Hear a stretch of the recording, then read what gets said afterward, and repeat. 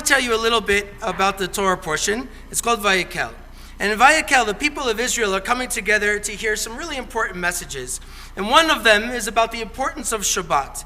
But the other is about how folks are going to actually come together to build the Mishkan. Now the Mishkan is that tabernacle, the portable temple. They took it all throughout the wilderness. Well, that tabernacle, the point of it all was to try and create a place, a certain kind of a point, where everybody would have an opportunity to have an encounter with God. So we get the blueprints for this Mishkan earlier in the Torah. We already learned how to do it. Now we're at the point of actually building it. And these details are really quite precise. But here, we see as the Israelites are putting this thing together, executing God's plan to have this convening place for everybody, there is a goal to feel some comfort. Now, one of the verses says this: everyone who would make gifts of silver or copper brought them as gifts for God, and everyone who had in his possession acacia wood for any work of the service brought that too. So these former slaves, it makes sense to me that they took the jewelry, something that they had, some of the gold, silver, and copper. They took it from whatever they had, even as slaves in Egypt. But where did they get this wood from? There's no Home Depot in the Sinai. There isn't any place where they can order it and it would be delivered.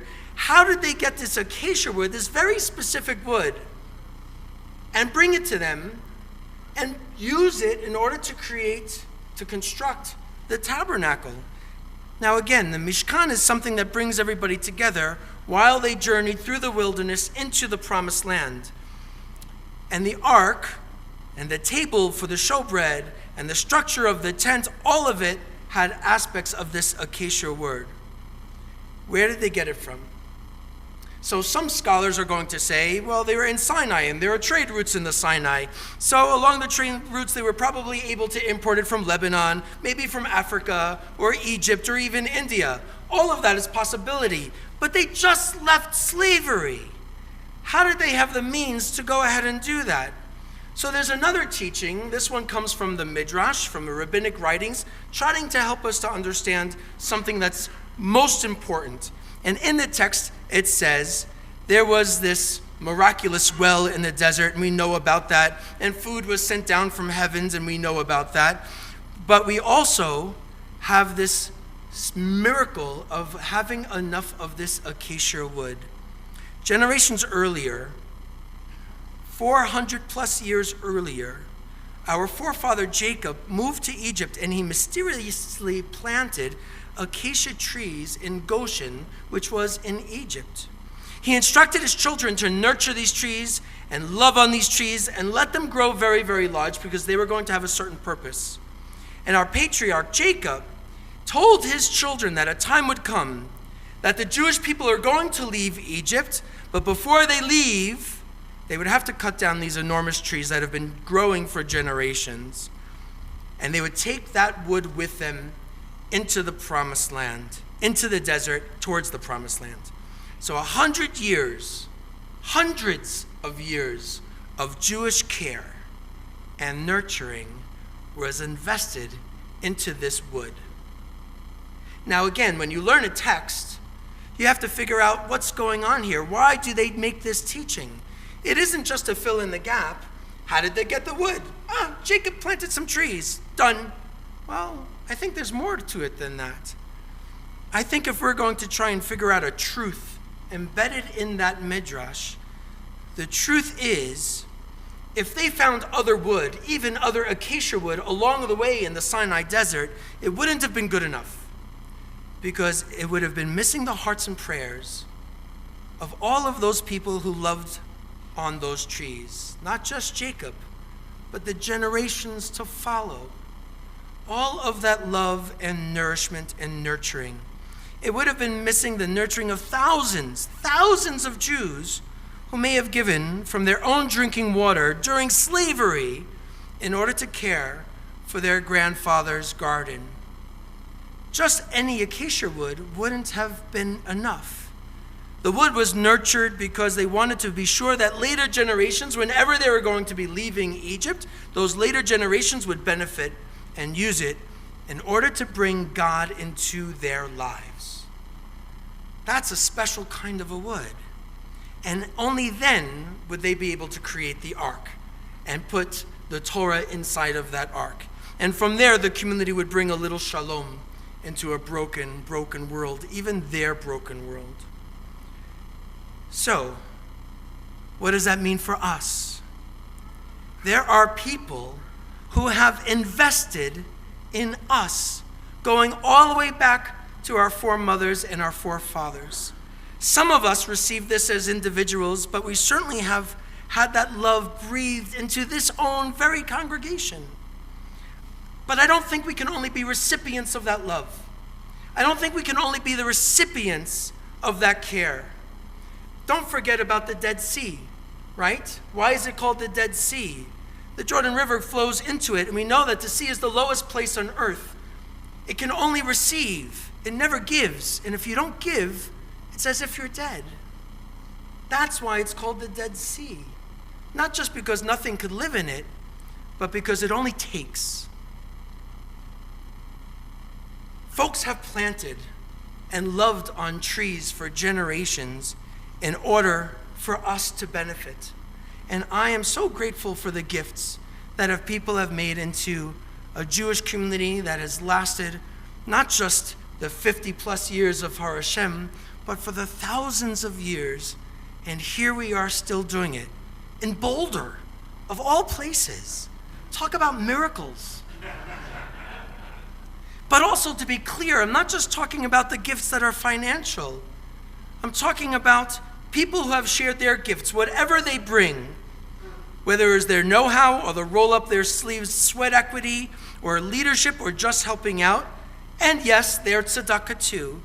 They have invested in a community and in a people for generations for their own satisfaction, to be filled up, and to build for others. One little example, just in our own circle, in our own congregation, there are 19 families, 19 households in the last 1 year that have agreed to join this legacy program, our Har Nevo program, and have included our synagogue in their estate plans. Now, for some people who say, the rabbi's talking about money again. But it's not. It's more than that. Some of us can't make the gifts that we want to make. We can't afford it. Some can, but a lot of us can't. But later in life, to make that commitment, to plant a tree so that people can benefit, there's something kind of beautiful and extraordinary about that. We have other people who have ensured that all of our students are going to find a way to participate in Jewish life, whether it's scholarship for Jewish summer camps, our Israel experiences, youth group retreats, even tutoring to become B'nai Mitzvah. We have people working on strategic planning and leadership development, engagement with our fellow congregants so we can build a real community, not just talk about membership, and to help nourish and nurture the trees that have been planted here. And we're creating more planters. All of this is happening because Jacob saw that there were truths that we can share and inspire people to be their best selves if we're able to build a place where God's presence could be felt. We're doing the same thing, or I hope that we're doing the same thing. We might not have the original set of tablets that Moses or Mel Brooks brought down from Sinai, but we are striving to make a difference in our lives and those around us and those who follow. We invest with love and care. We nurture and nourish each other. Our endeavor is to make those qualities contagious, to make Judaism a source of inspiration and consolation. And I know it's working. It is working, not because the synagogue's growing, but because where we started, we mentioned that there were 14 adults who are spending more than 18 months learning and growing and experiencing Torah so that they can celebrate becoming B'nai Mitzvah on their own terms. Folks who are choosing to do it. We're not doing it to them like all of those kids. Which I'm fine with, by the way. See? They are choosing to be responsible and accountable. They are choosing to find an opportunity to grow and to deepen the meaning in their lives.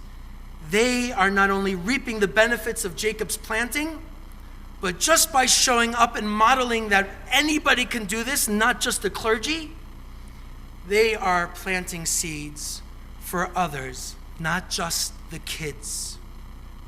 We have people growing and planting and watering.